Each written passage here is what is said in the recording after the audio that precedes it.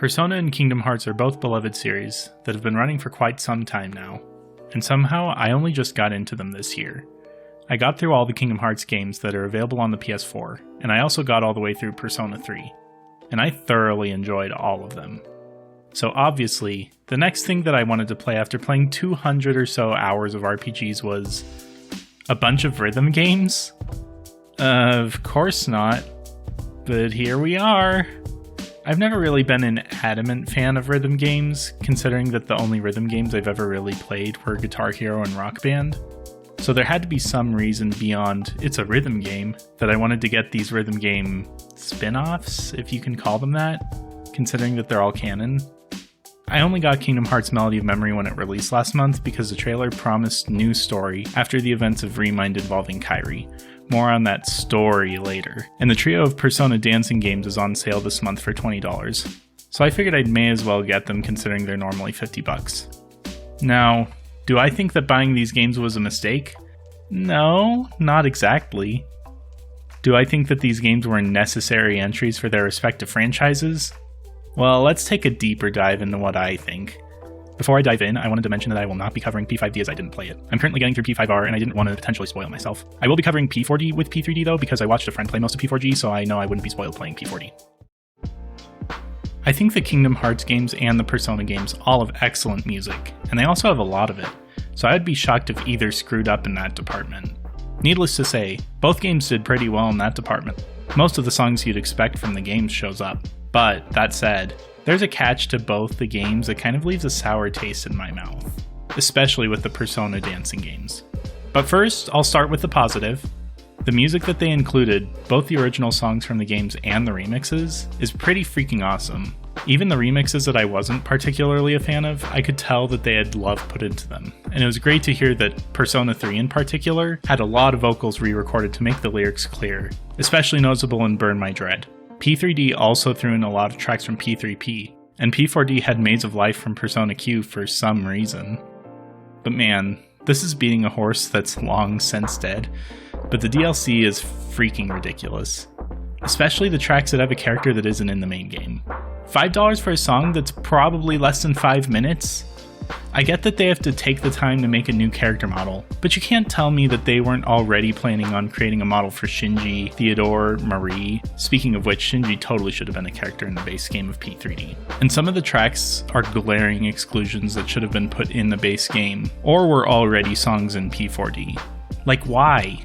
If the base games had these songs, it would have been so much more justifiable to buy the pair at the original price of, checks notes, $100? Wait a second, that's how it's listed on Amazon right now? Well, let's move on, I guess. Melody of Memory, on the other hand, doesn't have the issue of overpriced DLC, at least as of now. The track list is freaking massive, and none of the tracks in this list are DLC tracks. It's much larger than P3D and P4D combined, counting the DLC tracks with 143 tracks, and P3D and P4D with 91 combined. Did I mention that none of those tracks are paid DLC? It's clear that they tried to cram in as many songs as they could from the games, both exploration and battle themes from each world in each game. Though I couldn't help but be disappointed in one aspect. Look at all the Kingdom Hearts 3 songs. That list seems quite a bit smaller than that of 1 or 2, Birth by Sleep or Dream Drop Distance, right? For some reason, they only included one track from each new world in Kingdom Hearts 3, and these songs are just memory dive tracks, which are basically just glorified cutscene compilations that are set over a music track. I suspect personally that this is because Melody of Memory has a Switch version, because the environments in Kingdom Hearts 3 struggle to even run on the base PS4, and minor spoiler incoming, so skip ahead 10 seconds if you don't want to know. In the one moment where you do see Sora as he appears in Kingdom Hearts 3, it's clear they specifically created a lower fidelity model of him. Now, you could also argue that it could be the fact that the art style of Kingdom Hearts 3 kind of clashes with that of the previous games. But in any event, it's clear that they didn't want to invest time into recreating low fidelity versions of all of the worlds in Kingdom Hearts 3. And that said, that doesn't even excuse the fact that they omitted Face My Fears. Now, one final nitpicky point I have about Melody of Memory, I'm also a little disappointed that they used the original Kingdom Hearts 1 and 2 versions of the songs, instead of the amazing reorchestrated versions that they used in the 1.5 and 2.5 remixes. But that said, the original songs are still fine as is, and they don't cost a pretty penny in comparison. so I'm willing to give that a pass. So, needless to say, the music is good in both the games. One focuses a lot more on incorporating new remixes of the songs, while the other focuses more on containing the entire discography of the game. I just wish that the Persona dancing games didn't price gouge out the ass. I definitely thought that the Persona dancing games and Melody of Memory were fun in the gameplay department, but geez, they could definitely use improvements in this department.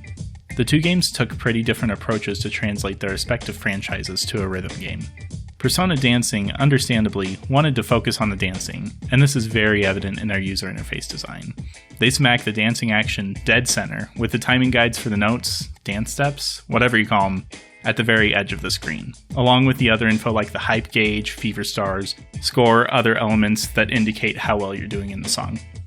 And this is the very reason why I hate the UI for the game. It looks cool, absolutely, but playing it is absolute hell.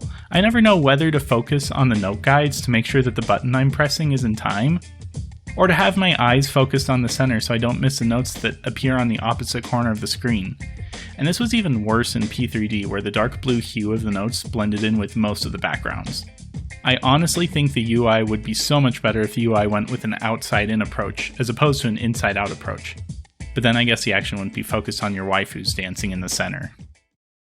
On the other hand, Melody of Memory took a different approach, where they tried to make the controls match the Kingdom Hearts games, with a few liberties taken here or there.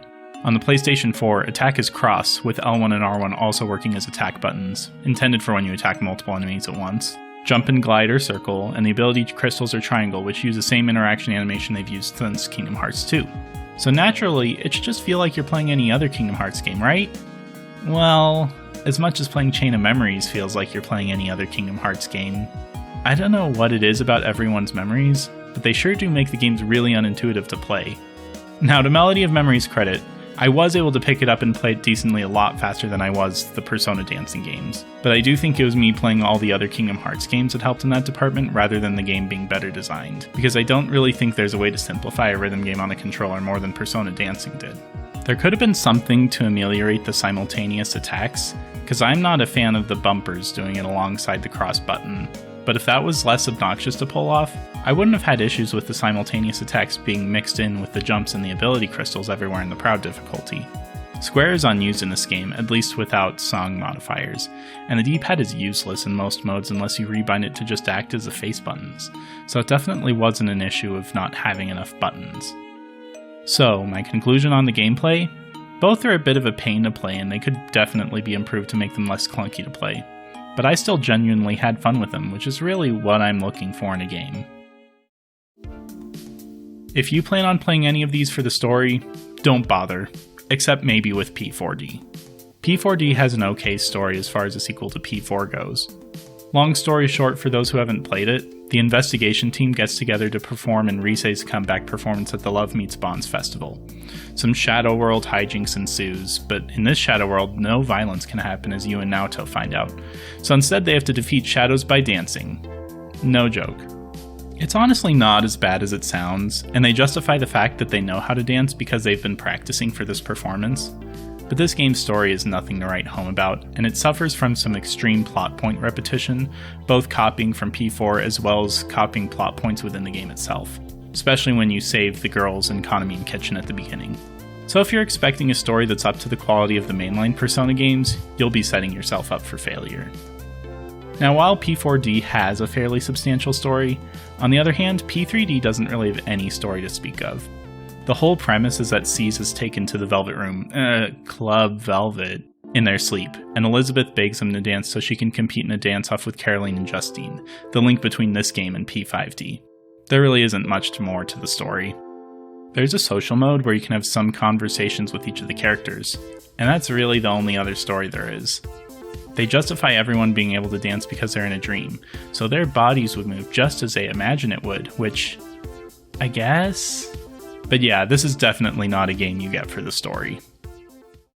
And honestly, I'd probably say the same for Melody of Memory.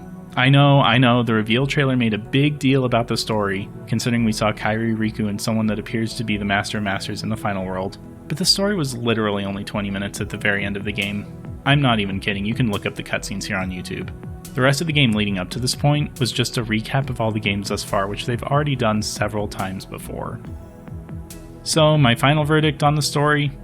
If you're wanting to play any of these games besides P4D for the story, don't bother. They're rhythm games first and foremost, if that wasn't obvious already. You're much better off just watching the cutscenes on YouTube, if they even have a story that matters. Now let's circle back to my original questions. Do I think that buying these games was a mistake? No, I did enjoy playing them. But do I think these games were necessary entries for their respective franchises? Definitely not. The ones that actually have substantial amounts of story could have been put in a different medium, say an anime or an animated side film, and they would have been just as fine. With the knowledge I have now, I certainly wouldn't buy either of them at full price, and I'm glad I didn't with the Persona dancing games. But on sale? Absolutely. Especially at $20, getting 3 rhythm games with a decent track selection and seeing characters you really like on the screen interact is definitely a good deal. And Melody of Memory is a massive enough track list that I think 30 or 40 would easily be fair for the game. But please don't buy these half-assed rhythm games for full price. At least do what I did with Melody of Memory and go to Walmart to get them for $10 less.